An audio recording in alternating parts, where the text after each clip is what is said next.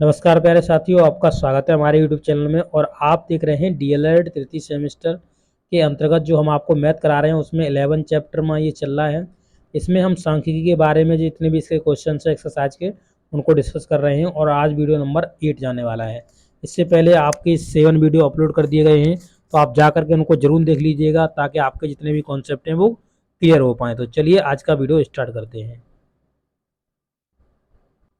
तो देखिए, इस वीडियो में हम देखेंगे क्वेश्चन नंबर 11 के आगे। इससे पहले क्वेश्चन नंबर 10 तक हम आपको ऑलरेडी डिस्कस करा चुके हैं। तो देखिए, इस क्वेश्चन में बोला हुआ है कि 6 मित्र हैं जिनका जो भार है वो 40 केजी, 44 केजी, 46 केजी, 47 केजी, आपका 43 केजी और 50 केजी उनका भार है। उनके क्या है, ये भार दिए गए हैं, इनकी आपको मध्यिका ज्ञात करनी है। तो मध्यिका के लिए हमने आपको बताया था क्या करना होता है। आपको या तो इसे आरोही क्रम में लिख लीजिए या आप अवरोही क्रम में लिख लीजिए, कोई फर्क नहीं पड़ता।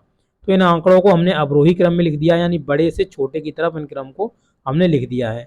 यहाँ पदों की संख्या जो आपकी है वो 6 है। 6 एक कैसी है, सम संख्या है। और जब सम संख्या आती है तो हमने बताया था जो इसका जो फॉर्मूला होता है वो क्या होता है कि देखिए n/2 पद का मान लगाना होता है प्लस n/2 प्लस 1 पद का मान आपको लगाना होता है। बट्टे में 2 लिखना होता है। तो ये आपका बट्टे में 2 लिखा हुआ है पूरे के।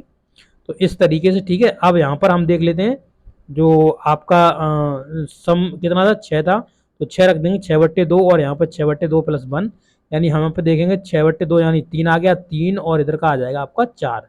तो 3वें पद का मान और 4वें पद का मान आपको जोड़ना है, उसके बाद उसमें 2 का भाग लगा देना है। तो 3वें 4वें पद का मान हम देख लेते हैं। तो यहाँ पर आप देखेंगे तो 1 और 2 कैंसिल हो जाएगा, 3वां पद ये रहा, 4वां पद ये रहा। इन दोनों को जोड़ेंगे और दोनों को जोड़ने के बाद आप 2 से इसमें डिवाइड कर देंगे। तो देखिए, दोनों को जोड़ा 90 हो गया। 90 होने के बाद इसमें 2 का भाग दिया तो आपका जो आ गया वो आ गया 45 केजी। तो 45 केजी आपकी क्या हो जाएगी, मध्यिका हो जाएगी। तो 45 केजी वाला आपका जो पोर्शन है वो आपका मध्यिका हो जाएगा। ठीक है, चलिए अब आगे का क्वेश्चन डिस्कस करते हैं। क्वेश्चन नंबर आपका 12।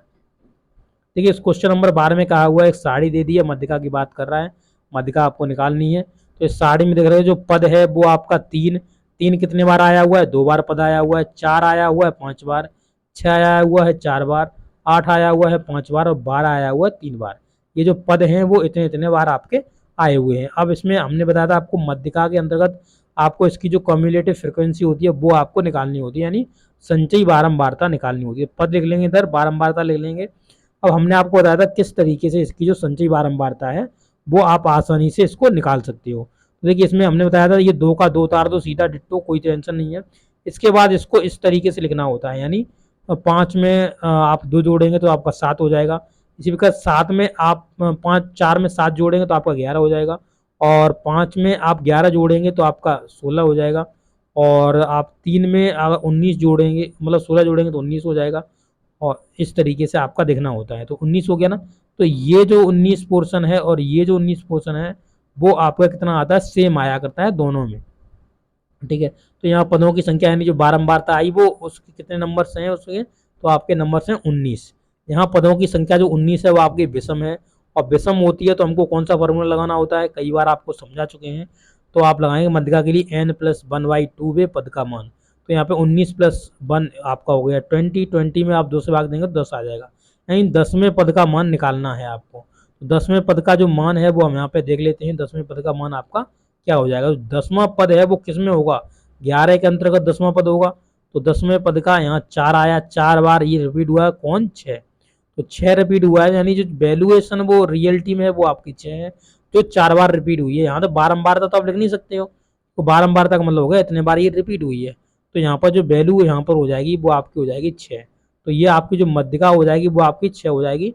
और इस प्रकार से आप आसानी से इस क्वेश्चन को कर पाएंगे, आपको कोई भी प्रॉब्लम नहीं होगी। ठीक है, तो आगे क्वेश्चन में नेक्स्ट वीडियो में आपको कराऊंगा। तो ये वीडियो आपको कैसा लगा है, अच्छा लगा हो तो अपने दोस्तों के साथ जरूर शेयर करिएगा। वीडियो को लाइक करिए, चैनल पर नए हो तो चैनल को सब्सक्राइब कर लीजिए। Okay, thank you.